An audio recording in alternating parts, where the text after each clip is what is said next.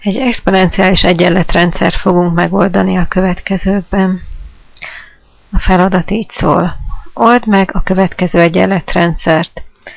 3x3 az x-ediken, mínusz 2 az y-odikon egyenlő 5-tel, és 5x3 az x-ediken, plusz 2x2 az y-odikon egyenlő 23-mal. Ahogy ránézünk az egyenletrendszerre, rögtön észrevehetjük, hogy mindkét egyenletben ugyanúgy a 3 az x-ediken, illetve a 2 az y-odikon hatvány szerepel.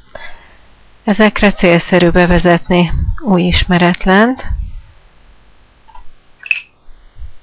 3 az x-ediken tehát jelöljük A-val, a 2 az y-odikont pedig jelöljük B-vel.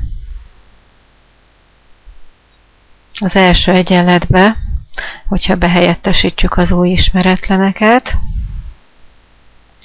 akkor a 3x3 az x-ediken helyett ugye 3A-t, és a 2 az y-odikon helyett pedig B-t írhatunk. A második egyenletben pedig hasonlóképpen a 3 az x-ediken helyébe ugye A-t behelyettesítve 5-ször A, vagyis 5A keletkezik, és a 2x2 az y-odikon helyett 2B. Ennek a két tagnak az összege egyenlő 23-mal.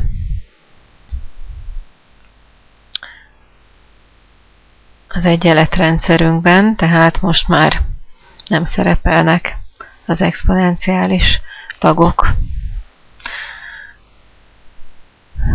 Ha összehasonlítjuk a két egyenletben a változóknak az együtthatóit, láthatjuk, hogy egyik együttható sem egyezik meg.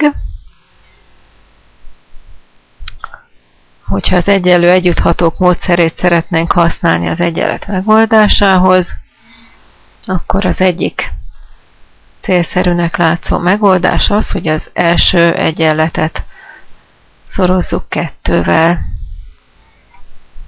Tehát az egyenlet mindkét oldalát, ha 2-vel szorozzuk, ugye akkor észrevehetjük, hogy a második tag ugye mínusz 2B lesz, és mivel a második egyenletben plusz 2B-nk van, ez majd segíthet nekünk az egyenlet megoldásában.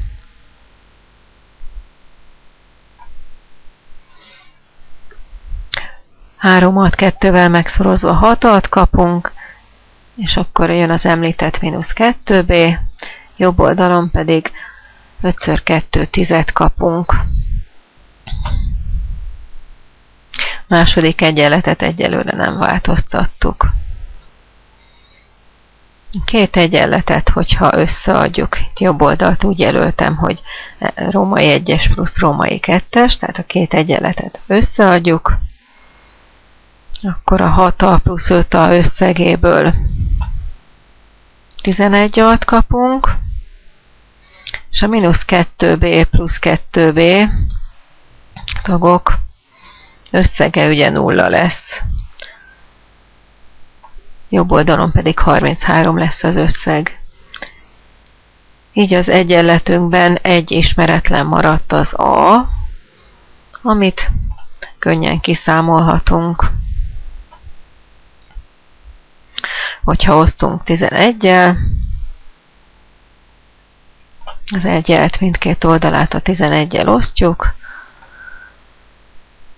azt kapjuk, hogy az A értéke 3 lesz. A B értéket is szeretnénk megkapni. Ezt behelyettesítéssel oldhatjuk meg. Ebbe az egyenletbe, hogyha behelyettesítünk, az A helyébe ugye az előbb kapott 3-at, akkor a 3x3 mínusz B egyenlő 5 egyenletet kapjuk,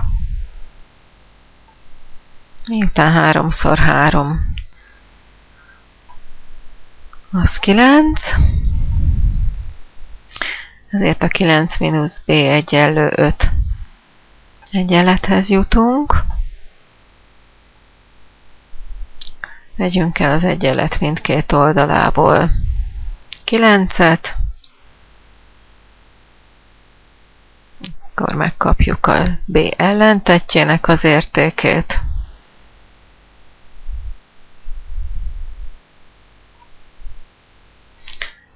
Ami -4, és hogyha mindkét oldal ellentettjét vesszük, ugye szorzunk vagy osztunk -1-jel, akkor megkapjuk azt, hogy a b értéke 4. Az a és a b értékét megkaptuk, de ugye nem felejtettük el, hogy az eredeti egyenletben nem ez a két ismeretlen szerepelt, az x-re és az y-ra vagyunk kíváncsiak. A 3 az x-ediken jelentette az a-t, úgyhogy akkor ennek a helyébe behelyettesíthetjük az a-ra kapott 3 értékünket.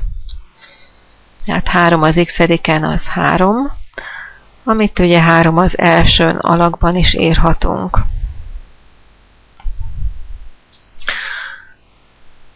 Miután tudjuk, hogy az exponenciális függvény egy szigorúan monoton függvény,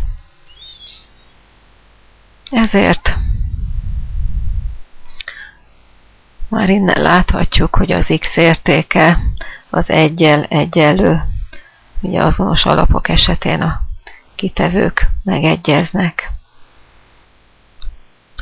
A 2 az y-adikon volt a b értéke, amire 4-et kaptunk.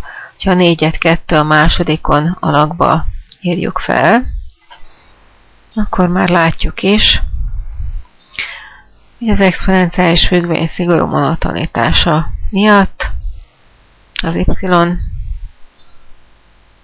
értékére csak is 2-t kaphatunk.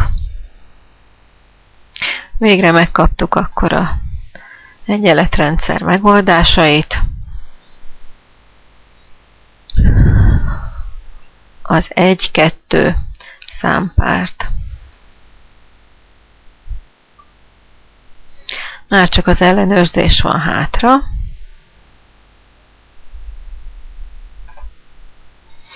Az ellenőrzés során behelyettesítünk az eredeti egyenletrendszerbe az x és az y helyébe, ugye kapott 1 és 2 értéket. Ezek szerint 3x3 az elsőn, 2 a másodikon, az 5 kell, hogy legyen.